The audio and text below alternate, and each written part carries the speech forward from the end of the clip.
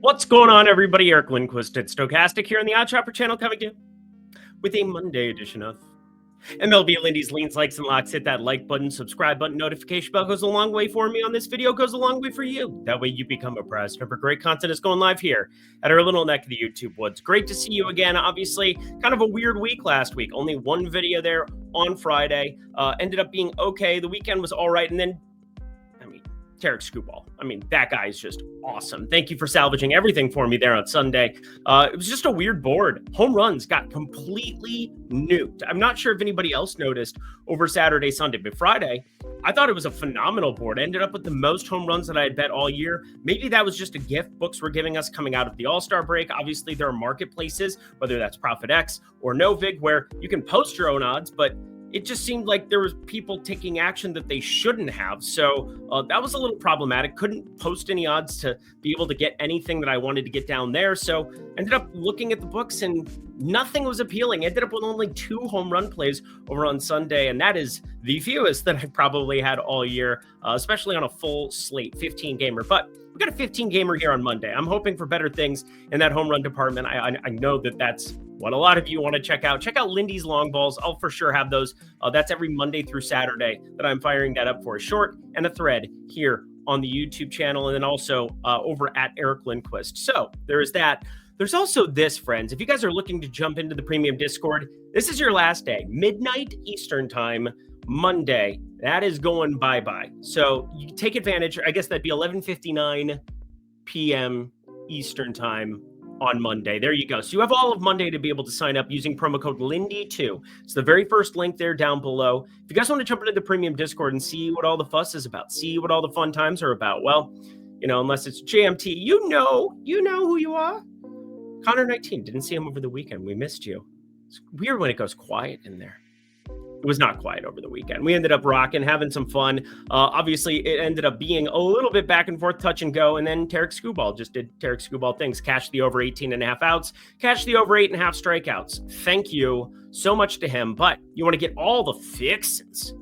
You want the fixins.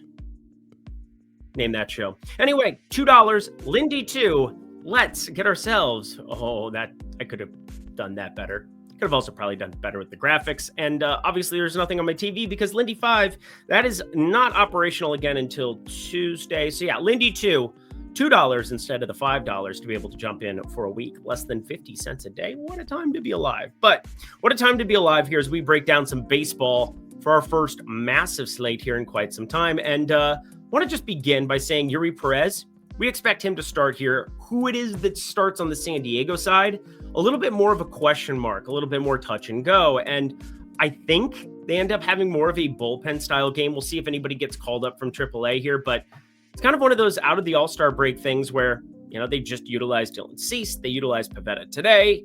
We'll see who ends up getting the call because they've just not been enthusiastic about any of those 4th and 5th starters as they shouldn't be.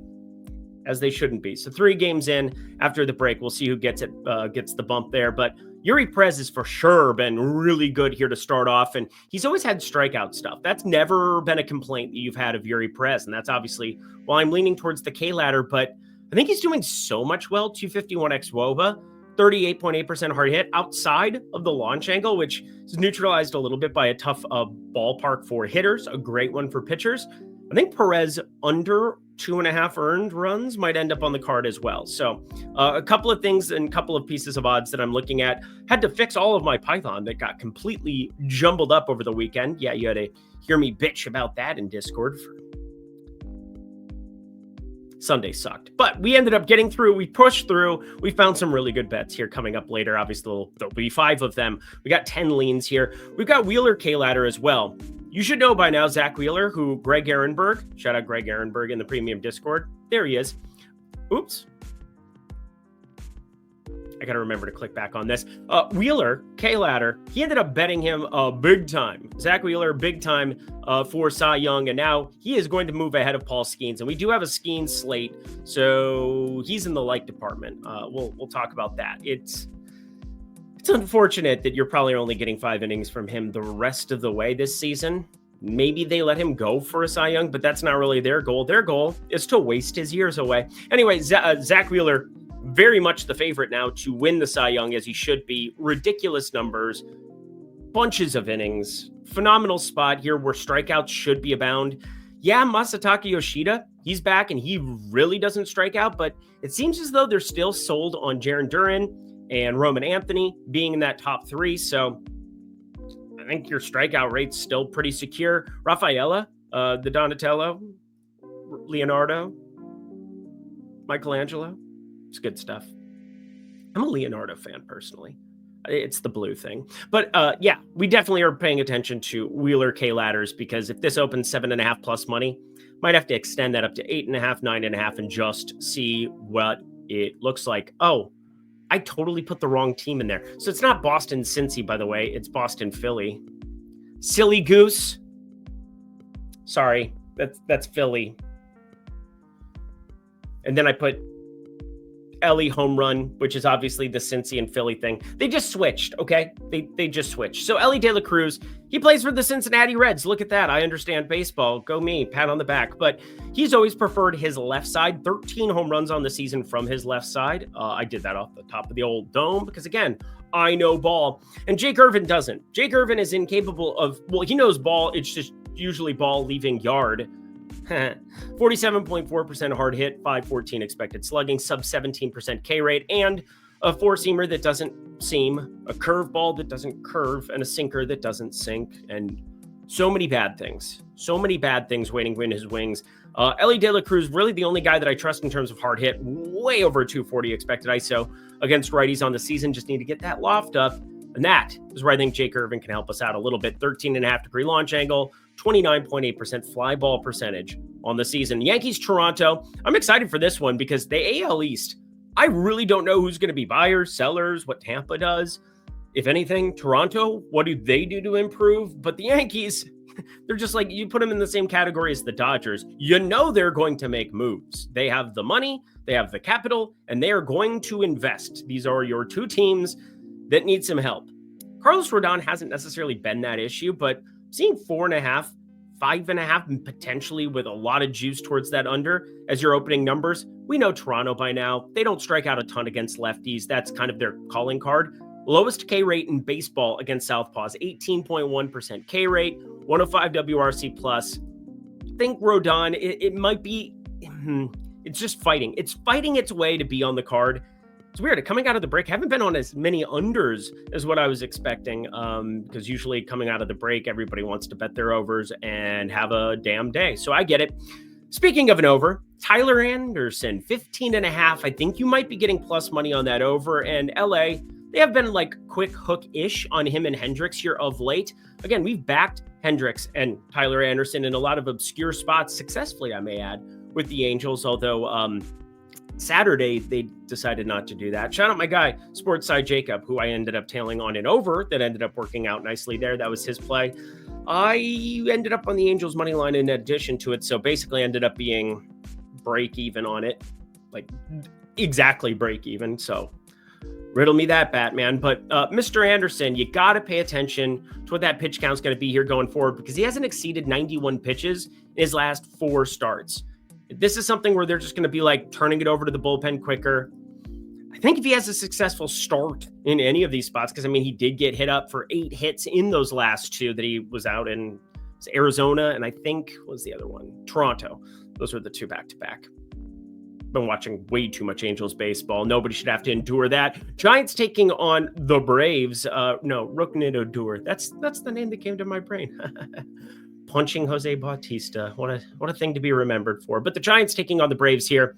Devers over 1.5 hits plus runs plus RBIs. This is basically a placeholder play. What do I mean by that? I mean that anybody who's a lefty, Mike Yastrzemski, Jung-Hoo Lee, who ended up leading off and might lead off here again, I think everybody's going to look awesome against Bryce Elder, because the Elder one is broken, just like the one from Harry Potter Book 7. Who's excited for the TV series? It's going to be weird, right? We're doing the books again as a TV series. Why don't we just like sign over J.K. Rowling, the rights, get everything there, make TV of the kids? You know, I think the play was interesting. I'm a nerd. I should really stop. Kansas City taking on the Cubbies here. And just letting you know, this one, friends, is probably my least favorite game on the board. We've got Noah Cameron. That neutralizes any kind of PCA love you're going to have, and I generally have PCA love. 534 expected slugging. Michael Busch has been on fire. 580 expected slugging. Lefty neutralized a little bit, and Kyle Tucker's good against lefties as well, but it doesn't help. I mean, everything's just awful. Wins expected to blow in here yet again, and Noah Cameron, I like him. And it's also set up to be a bullpen game. Ryan Brazier is not going to pitch long into this one. I got to get an idea of who that long reliever is going to be, but it's not something we've seen a ton from the Cubs this season. Makes it tough to be able to project and to run in my fancy little data sheet. Athletics, ooh, man, taking on Texas right now. And Texas is getting pulverized by Tarek Skubal, as you might expect. He's rather good at baseball. And Corey Seager locked in, had 2 hits in those first 2 at-bats, ended up getting a quick line out there in that third one. But you do have the Athletics money line. I think they're very intriguing here purely because you're going to get Lopez, the one guy that I actually like, Jacob Lopez, out of that AAA ballpark and into Arlington. Arlington been more pitcher friendly over the course of its 10-year, 5 years of data that we now have here, going back to the pandemic where they hosted the World Series and things of that nature. And over the course of the last year, whenever that roof is closed like it is right now, because it's 1,000 degrees outside, plays very pitcher friendly. I think that bears fruit here to potentially look at Jacob Lopez as well. I do think you're going to see better performances now that some of the riffraff has departed from Texas. You're starting to get what? We had leadoff Wyatt Langford today. Got Rowdy Tellez. He won't be in there against a lefty more than likely, so you can just cancel that one out. But hey, he went yard already. Didn't even see him in the lineup until it was too late. But St. Louis taking on the Rockies. Too late for them to make anything of their year. Mickey Moniak just looks good all the time to me in my sheet and ends up going yard against Joe Ryan today. The sole run that was allowed by Joe Ryan just absolutely lights out, even in Coors in an afternoon game. I thought it was set up pretty nicely for the over. Had a small play on that and didn't come to fruition. I'll tell you that much. But I do think Moniak home run, considering McGreevy, really bad splits going up against righties, north of a 200 expected ISO, way north of a 200 expected ISO against them with launch to boot. Yeah, everybody's in a good spot taking on Colorado, even in Coors, but Mickey Moniak, Ryan McMahon, the 2 lefties that I definitely want to be paying attention to here. And rounding it all out in the lean category, which again, we've been spending more time on here recently because I do think those are the things that, I mean, the other ones are already bet. They're already put into place. So like, these are the ones that I think need explanation purely because, hey, which ones do you actually have interest in? Which ones do you not? Because these are the best plays from the games as it stands right now, based on what I either anticipate the opening numbers to be from the prop lines or based on the numbers that I have, such as Milwaukee money line.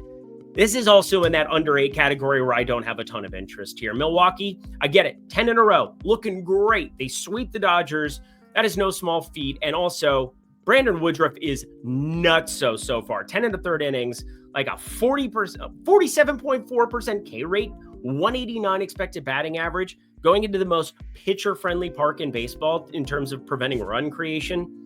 Just don't love it against George Kirby. And the number I expected to be way more plus money, and that didn't really end up being the case. So the public's chasing it, it would appear. We'll see if the numbers change going into tomorrow. But as for now, that is what I am rolling with. All right, before we get to the likes, one more time for the people in the back, join the Lindy and Friends Discord. Use code Lindy2. Lindy2, very much in play here for you until 11:59 p.m. Eastern time on Monday. So if you are looking to jump into the Discord, want to come kick it, get my entire card, all of the home runs, all of the strikeout props, pitcher props have been just lights out. Even on a day like today where it wasn't pretty, again, couldn't even find home runs to bet on Sunday. Should have bet Mickey Moniak. I'm a little mad about that. $2 for your first week.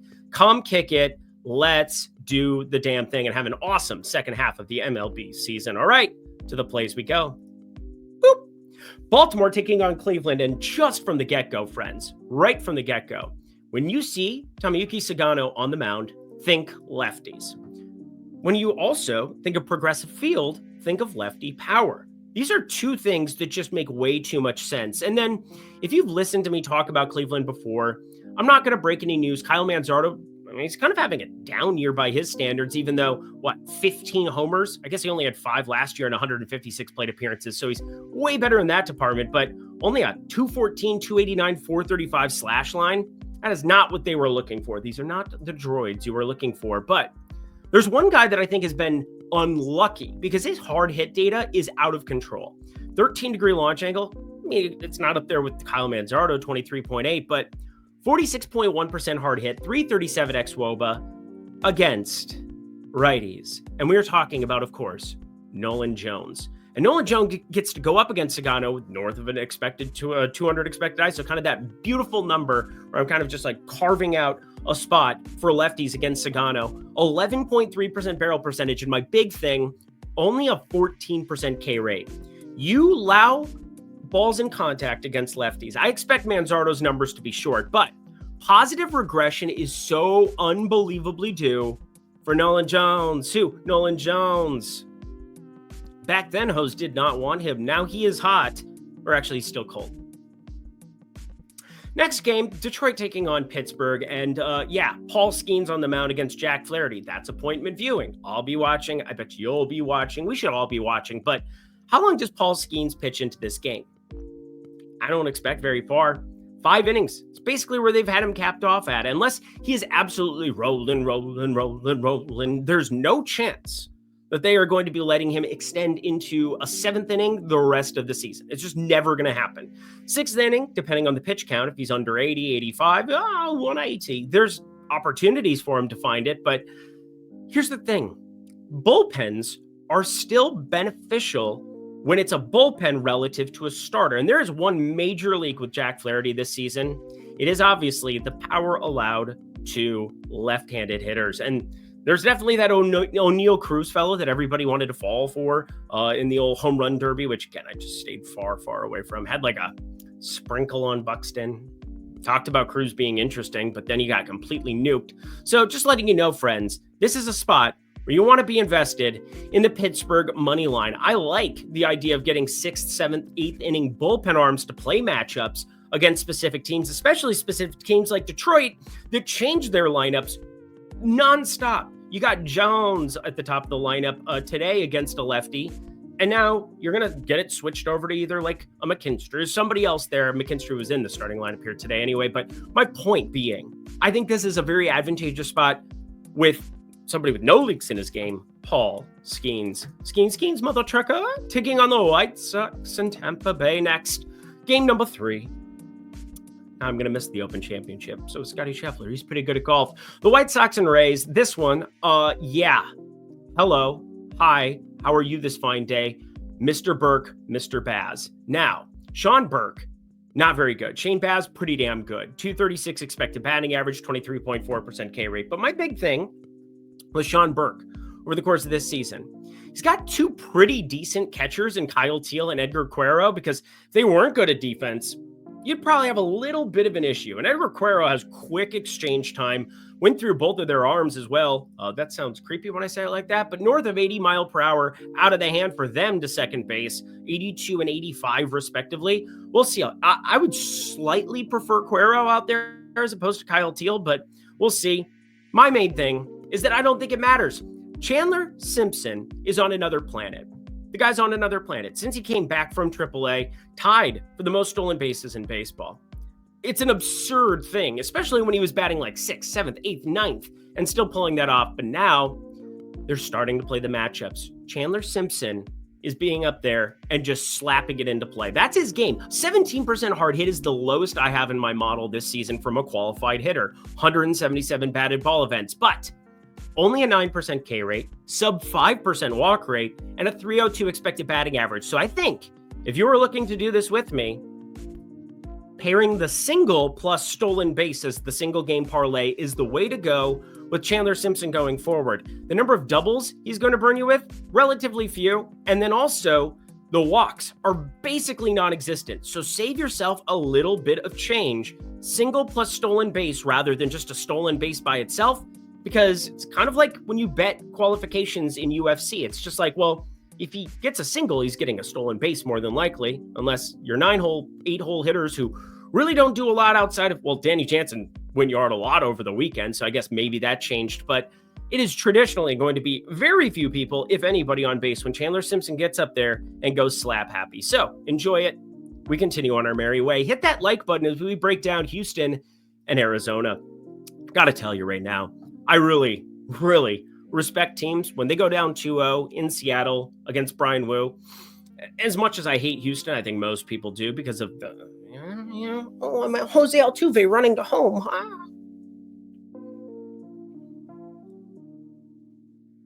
Aroldis Chapman, glad he's having a good year. He deserves it. Houston taking on Arizona. And Houston found a way down 2-0 to Brian Wu to put up 11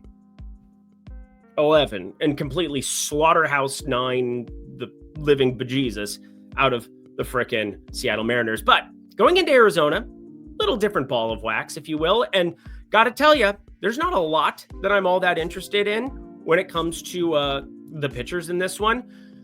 Zach Gallen is different. He's changed. He's going to lose to Father Time, as we all will. We're all going to die one day. Spoiler alert. Time's an illusion.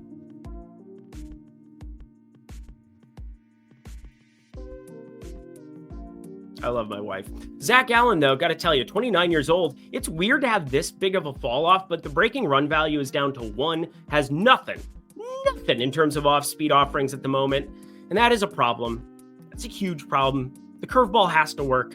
And I said this before, I do expect positive regression for these pitchers, considering the roof will be closed now in Arizona for the rest of the way until like end of September.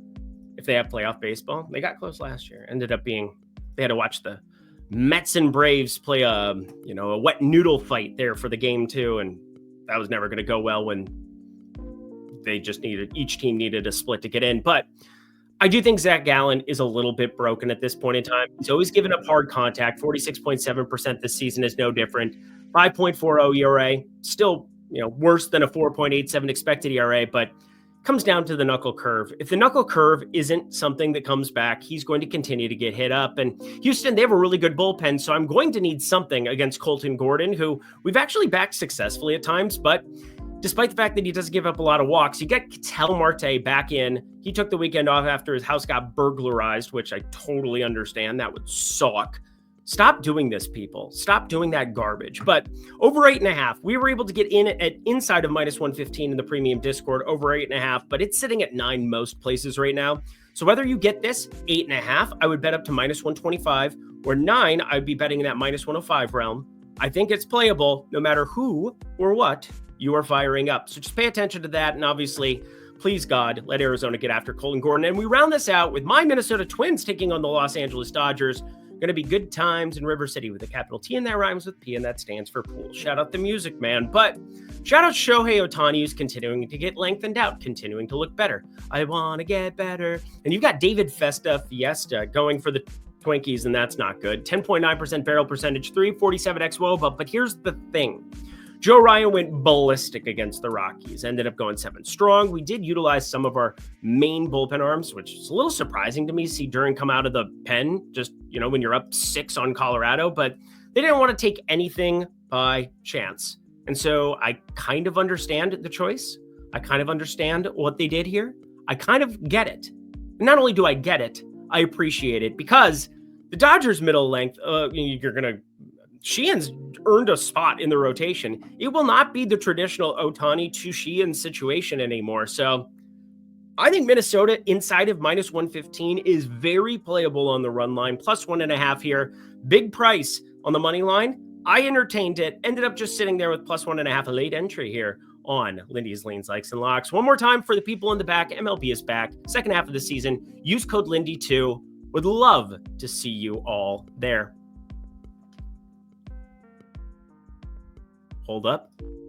And that does it for another edition of MLB Lindy's Leans, Likes, and Locks. Head to the comment section below. Let me know your favorite plays that exist on the board for this lovely slate on Monday.